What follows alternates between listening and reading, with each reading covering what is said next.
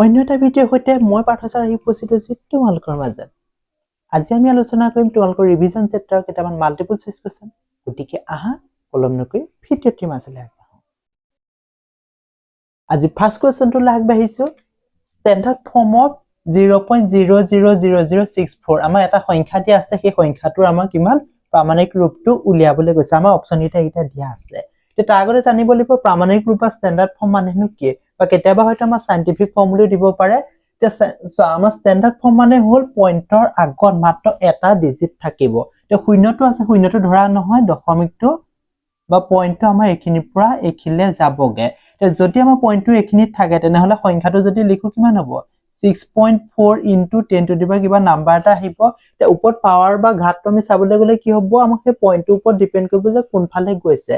যদি পইণ্টটো এফালে যায় কেইটা ঘৰ পাছলৈ গৈছে কাউন্ট কৰা 1 2 3 4 5 পাঁচটা ঘৰ পাছলৈ গৈছে। পাঁচটা ঘৰ যদি পাছলৈ যায় তেতিয়া আগত মাইনাস চিনটো বহিব। যদি পইণ্টটো আগলৈ আহে তেতিয়া কিন্তু ইয়াত এই মাইনাস চিনটো নবহে। গতিকে ইয়াৰ পৰা আমাৰ কি হ'ব, ইয়াৰ পৰা আমাৰ অপচনটো D is the correct answer. আজি সেকেন্ড কুৱেশ্যনটোলৈ আগবাঢ়িছোঁ। Which of the following is a square of N odd natural number. তলৰ কোনটো সংখ্যা অযুগ্ম সংখ্যাৰ বৰ্গ। আমাৰ চাৰিটা অপচন দি আছে। ইয়াত এটা কথা জানিব লাগিব বা অযুগ্ম সংখ্যাৰ বৰ্গ বুলি কৈছে। এটা কথা মনত ৰাখিবা, যুগ্ম সংখ্যাৰ বৰ্গ সদায় যুগ্ম, অযুগ্ম সংখ্যাৰ বৰ্গ সদায় অযুগ্ম। অড নাম্বাৰ যিটো স্কোৱাৰ কৰিলে অড নাম্বাৰ পাম, ইভেন নাম্বাৰ স্কোৱাৰ কৰিলে আমি ইভেন নাম্বাৰ পাম। ঠিক আছে, গতিকে ইয়াত চোৱাচোন আমাৰ অযুগ্ম সংখ্যা বা অড নাম্বাৰ কোনটো। গতিকে ইয়াত চাবলৈ গ'লে অড নাম্বাৰ আমাৰ এইটো খুব সহজকে ওলাই আছে। ঠিক আছে, এটা কথা আৰু এটা কথা কৈ থওঁ যে 1 স্কোৱাৰৰ পৰা তোমালোকে 30 স্কোৱাৰলৈকে সেই স্কোৱাৰ থকা গোটেইটা মনত ৰাখিবা, তেতিয়া এক্সামত খুব ইজি হ'ব। নেক্সট কুৱেশ্যনটোলৈ আগবাঢ়িছোঁ। The value of cube root of 8 plus cube root 27 plus cube root 64। আমাৰ তিনিটা সংখ্যাৰ যোগফল হিচাপে দি আছে, আমাৰ গোটেইটা ঘনমূলত আছে, সিহঁতৰ মানটো কিমান হ'ব। এতিয়া প্ৰথমে যদি চাওঁ 8ৰ ঘনমূলটো কিমান হ'ব, ইয়াৰ মানটো হ'ব আমাৰ 2 আৰু ইয়াৰ মানটো হ'ব 3 আৰু ইয়াৰ মানটো হ'ব আমাৰ 4। গোটেইটা যদি যোগ কৰোঁ, যোগ কৰিলে কিমান হ'ব, যোগ কৰা, যোগ কৰিলে পাম আমি 9। গতিকে 9 is the correct answer. Next কুৱেশ্যনটোলৈ আগবাঢ়িছোঁ। The number of natural numbers between 18 square and 19 square. 18 square 19 স্কোৱাৰৰ মাজত থকা স্বাভাৱিক সংখ্যা কিমানটা আছে আমাক সেইটো উলিয়াবলৈ কৈছে। আৰু এই কুৱেশ্যনটো আহিছিলে 2021 চনৰ মেট্ৰিকত, যিটো আমাৰ স্পেচিয়েল আছিলে লকডাউনৰ টাইমত। গতিকে ইয়াত চাওঁচোন, চোৱা যিটো সংখ্যা সৰু তাৰ লগত 2 এটা পূৰণ কৰি দিয়া উত্তৰটো খুব কম সময়তে আমাৰ ওলাই যাব। গতিকে 18 লগত 2 পূৰণ কৰিলে কিমান হ'ব 36। পৰীক্ষাত সঘনাই আহি থকা কুৱেশ্যন এটা লৈছোঁ। If minus 3 to the power m plus 1 into minus 3 to the power m equal minus 3 to the power 7, then the value of m is, আমাৰ এটা ইকুৱেশ্যন হিচাপে দি আছে, তাৰ পৰা আমাৰ m ৰ মানটো কিমান হ'ব সেইটো আমাক উলিয়াবলৈ কৈছে। যদি এইটো আমি ভাঙি দিওঁ, চোৱা minus 3 to the power, আমি এই গোটেইটো যদি একেলগে লিখো, এইটো আমাৰ পূৰণ হৈ আছে, যদি পূৰণ হয় তেনেহ'লে ওপৰ ঘাত বা যেইটা পাৱাৰ আছে সেইকেইটা আমাৰ প্লাছ বা যোগ হ'ব। এতিয়া এইকেইটা যদি আমি প্লাছ কৰোঁ তেনেহ'লে আমাক সেইটো হ'ব minus 3 to the power, এটা প্লাছ কৰিলে হ'ব আমাৰ m plus 6 equal to minus 3 to the power 7। আমি দুইটা যদি কম্পেয়াৰ কৰোঁ, m plus 6 equal to যদি আমি 7 বুলি যদি কম্পেয়াৰ কৰোঁ, 6 ৰ লগত কি প্লাছ কৰিলে 7 হ'ব। গতিকে আমাৰ ডাইৰেক্ট আনসাৰটো ওলাই আছে, আনসাৰ ইজ 1। একেধৰণৰ আৰু এটা কুৱেশ্যন আগবাঢ়িছোঁ। If minus 4 to the power p by 2 into minus 4 to the power 7 by 2 equal minus 4 to the power 3 by 2, then the value of p, আমাৰ এটা সমীকৰণ দি আছে, এই সমীকৰণটোৰ পৰা p মানটো কিমান হ'ব আমাক সেইটো উলিয়াবলৈ কৈছে। এতিয়া একেধৰণে কৰি চাওঁ।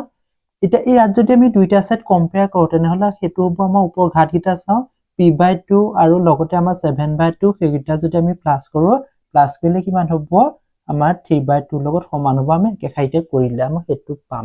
এতিয়া মনতে ভাবি লওঁ 2 2 2 চবতে কাটি দিলোঁ। এতিয়া ইয়াত চাওঁ প্লাছ 7, এতিয়া 7টো ইয়াত প্লাছ হৈ আছে, আমি যদি কৰিবলৈ চাবা এইটো যদি আমি অকমান ইফালে যাই ইয়াত প্লাছ আছে, ইফালে গ'লে সেইটো হ'ব আমাৰ মাইনাছ, আৰু 3 পৰা যদি আমি 7টো মাইনাছ কৰোঁ তেনেহ'লে পাম আমি -4। গতিকে -4 is the correct answer. Next কুৱেশ্যনটোলৈ আগবাঢ়িছোঁ। If 36 equal 4y equal 6z, then x is to y is to z। আমাৰ তিনিটা সংখ্যা ইকুৱেল বুলি দিয়া আছে, 36 equal 4y equal 6z, তেনেহ'লে x is to y is to z কিমান হ'ব। আমি প্ৰথমে ইয়াত থকা সংখ্যা এটা 3 4 আৰু 6 যিকেইটা আছে সিহঁতৰ আমি লসাগু বা এলচিএমটো লৈ লওঁ। 3 4 6, প্ৰথমে 2 কৰিব পাৰা, 3 কৰিব পাৰা, কৰিলেই হ'ল। 3 কৈছোঁ, 3 গুণ 3, 3 4 বাৰ নাযায়, আৰু 3 আছে কেইবাৰ যায় দুবাৰ যায় আকৌ এই দুইটাকে বাৰ যোৱা সংখ্যা আমাৰ 2 আছে 2 কৰিলো 2 কেইবাৰ যাব 2 2 4 2 গুণ 2 আৰু এই গোটেইটা যদি আমি পূৰণ কৰো 3 আছে 3 লগত 2 পূৰণ কৰিলে 3 2 6 6 লগত 2 পূৰণ কৰিলে 6 2 12 গটে সিহঁতৰ লসাগুটো হল 12 এটা ইয়াত সোৱা ইয়াত থকা সংখ্যাকেইটা যদি আমি 3 লগত কি পূৰণ কৰিলে 12 হ'ব গটিকে x মানটো হ'ব আমাৰ 4 আৰু ঠিক তেনেদৰে 4y 4 লগত কি পূৰণ কৰিলে 12 হ'ব 3 ঠিক তেনেদৰে z আছে z মানে কি তাৰ আগৰ সংখ্যাটো চাও 6 6 লগত কি পূৰণ কৰিলে 12 হ'ব গটিকে এটো হ'ব আমাৰ 2 গটিকে অনুপাতটো হ'ব 4:3:2 গটিকে this is the correct answer next question লে আগবাঢ়িছো let p be a prime number the sum of its factor is যদি p এটা মৌলিক সংখ্যা হয় তেন্তে p ৰ উৎপাদকসমূহৰ যোগফলটো কিমান হ'ব গটিকে ইয়াৰ যদি কাৰেক্ট আনসাৰ তেনেহলে চাও তেনেহলে হেতু হ'ব আমাৰ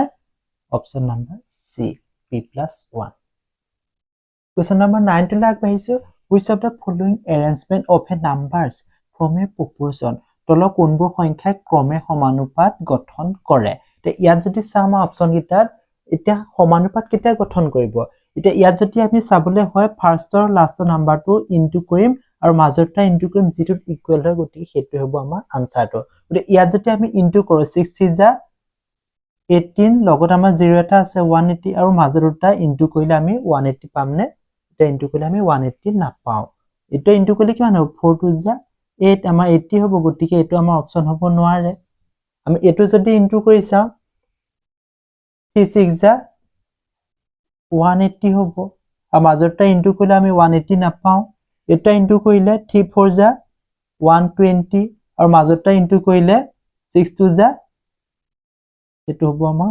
120 গতিকে হয় গতিকে c is the correct answer আজি আমি শেষৰ কোৱেশ্চনটো আগবাঢ়িছো the digit of unit place of cube of 23 is 23 ঘনৰ এককৰ স্থানৰ অংকটো কি হ'ব যি নাম্বাৰ নহক কিয় এটা কথা মন ৰাখিবা যদি একেবাৰে শেষৰ ডিজিটটো 2 থাকে তাক যদি আমি কিউব কৰো তেনেহলে একেবাৰে শেষত 8 এ শেষ হ'ব আৰু 8 থাকিলে হেতু আমাৰ 2 এ শেষ হ'ব ঠিক তেনেদৰে 3 থাকিলে 7 এ শেষ হ'ব আৰু 7 থাকিলে 3 এ শেষ হ'ব বাকি যিকিটা ডিজিট আছে 0 হক 0 থাকিলে 0 হ'ব 1 থাকিলে 1 হ'ব 5 থাকিলে 5 হ'ব 6 থাকিলে 6 হ'ব 9 থাকিলে 9 হ'ব বাকি গুটেইটা একে থাকিব এইগিটাত অকন মন ৰাখিবা 2 থাকিলে 8 হ'ব 8 থাকিলে 2 ঠিক আছে 3 থাকিলে 7 হ'ব 7 থাকিলে ঠিক এতিয়া যেতিয়া আমি কিউব বা কিয়টো আমি ঘন কৰো গতিকে লাষ্টত আমাৰ 3 আছে 3 থাকিলে আমাৰ আনসাৰ ইজ 7 ভিডিওটি যদি ভাল পালা প্লিজ এটা লাইক কৰিবা চেনেলটি সাবস্ক্ৰাইব কৰাৰ লগতে